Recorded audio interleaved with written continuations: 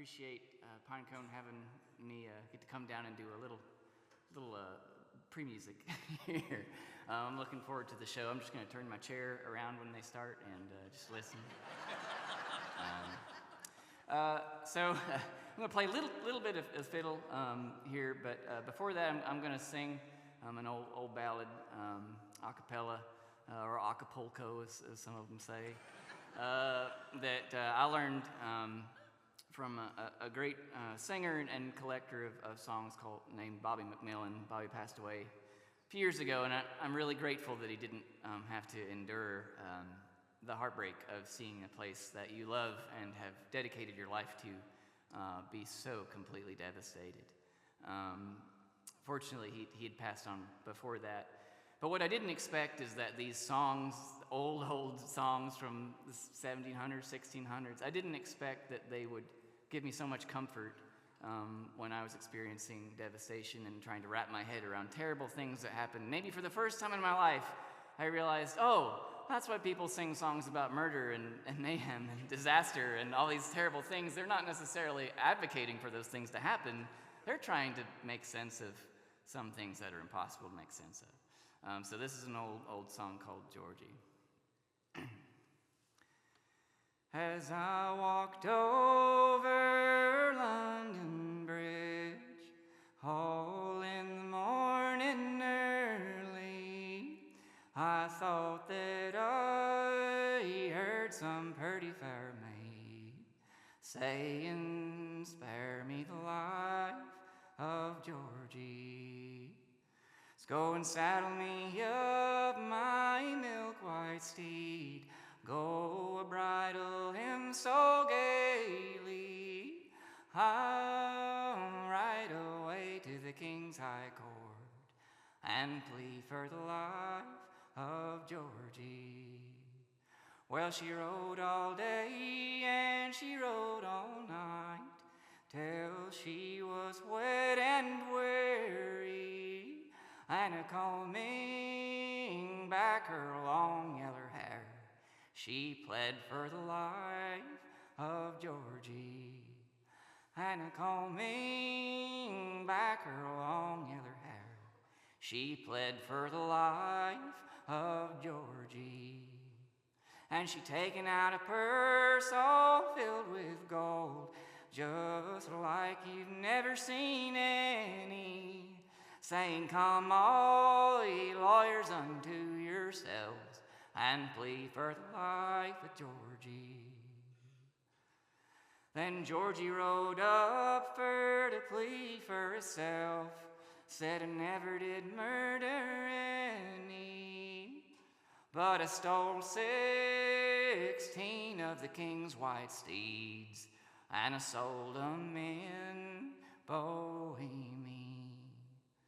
Then the oldest lawyer stepped to the bar, saying, "Son, I'm sorry for ye, but your own confession has condemned you to die. May the Lord have mercy on ye." As Georgie was riding through the town, he bid farewell to many, and he bid farewell to his own true love, and that grieved him worse than any. And he bid farewell to his own true love, and it grieved him worse than any. Well, they hung him there with a golden chain, just like you've never seen any, for he was a member of the royal race, and he courted him a virtuous lady. If I were over on Yander's hill, where kisses I've had many, with my sword and my true love by my side, I'd fight for the life of Georgie. With my sword and my true love by my side, I'd fight for the life of Georgie. Thank you.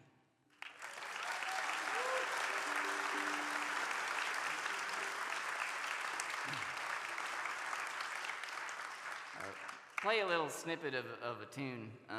It's an old song, and the story goes along with it that they're back in the days when they had the big steam power boats going up and down the big rivers places. And even before that, most of the fiddle tunes are named after rivers, a lot of them, because that was one of the few jobs the fiddler could have, was to sit on the deck of one of those ships and just play allegedly the same tune over and over again. So then you'd call that, well, that's Big Coyote, or that's the Mississippi Sawyer.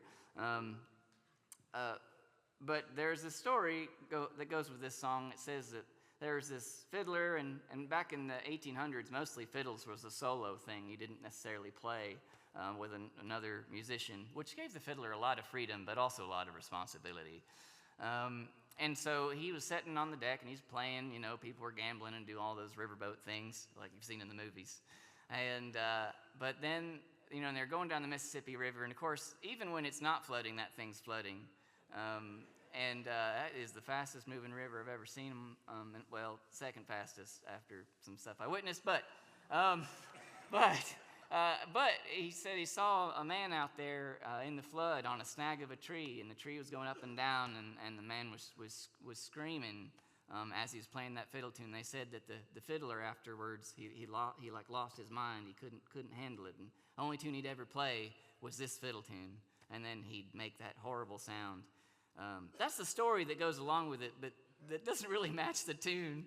But this is one that an old fiddler named Red Wilson would play up in my neck of the woods. And you're welcome to make the horrible screaming sound with me. But it's not horrible screaming, it's just sweet. It's like, ooh.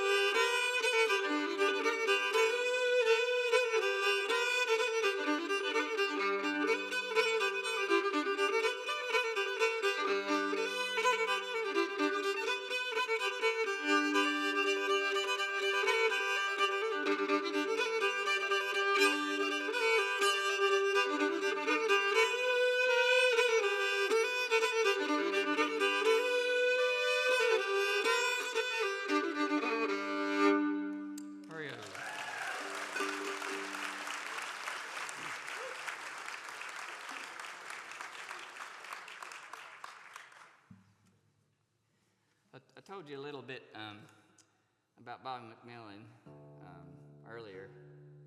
My guitar had time to go out of tune on stage here.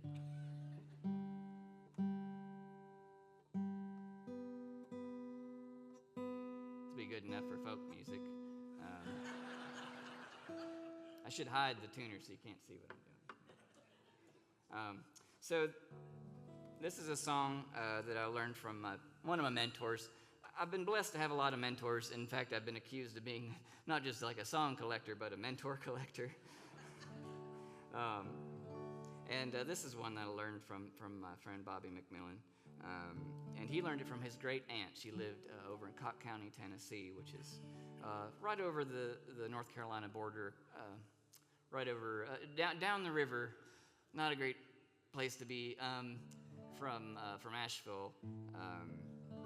But this was a song that his great aunt called her mama would do. And you've maybe heard Darlin, Cora, or Darlin, Corey, that's a very famous, I don't want to say overdone, but often done, a tune and banjo piece. But this is a very different version of it, and it's really haunting. And first time I ever heard Bobby sing it, it really struck me. And so on my CD, I play it in fiddle, but I can't fiddle and play guitar at the same time, despite quite a lot of wasted effort. But I just sometimes will whistle it, and it turns out people like my whistling more than my fiddling. So here's little Darlin, Cora.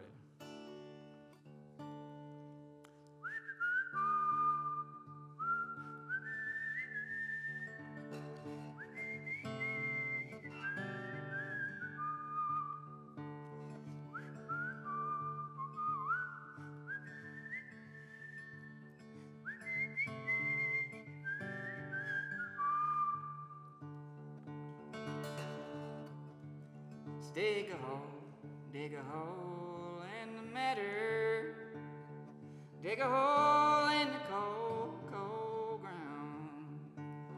Dig a hole in the meadow, we're gonna lay Darlin Corey down.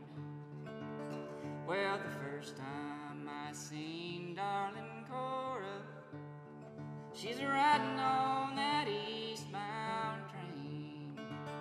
And the next time I seen Darlin Cora, she's a-wearing the ball and chain.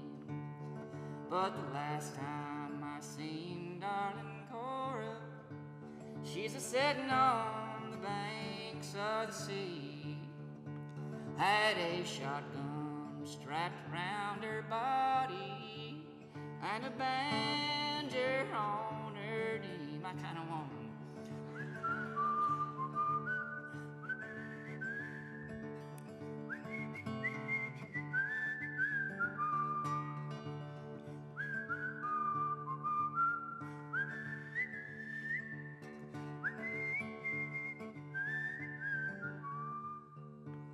I went to church last Sunday. Darlin Cora, she was there. And the only change I seen, Darlin Cora, was a roll in her long curly hair. Can't you hear them bluebirds a-singing? Can't you hear that lonesome sound? They're preaching Darlin Corey's funeral in some lonesome graveyard ground.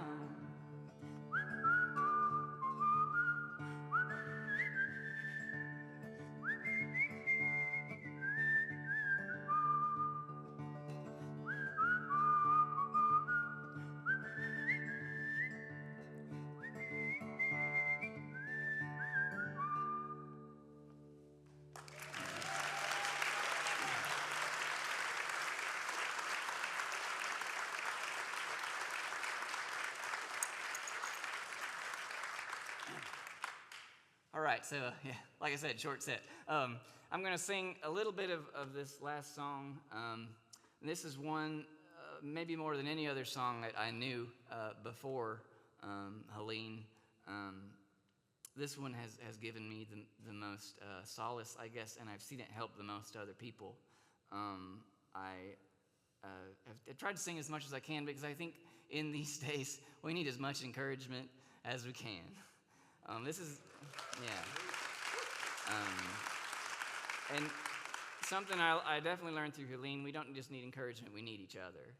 And I think we're better when we are going somewhere together than when we're trying to get on our own little ships. But so this is a song I also learned from Bobby, and it's an old meeting house song. I'll just sing a few verses of it, or a camp meeting song as they call it. Camp meeting songs are really great because you only need to learn one word because it's his mother, father, sister, brother. Other than that, the lyrics don't change. But I hope this song helps you because it's definitely helped me and helped us. Fathers, now our meeting is over, and we must part. And if you never see me anymore, I'll love you in my heart. We will land on the shore, we will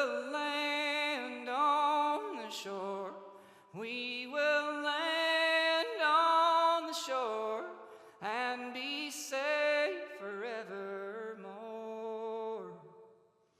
Sisters, now our meeting is over, and we must part. And if I never see you anymore, I love you in my heart. We will land on the shore. We will land on the shore. We will land on the shore and be safe forevermore. Friends, now our meeting is over, and we must part. And if I never see you anymore, I love you in my heart. We will land on the shore. We will land on the shore. We will land on the shore and be safe forevermore. Thank you, folks.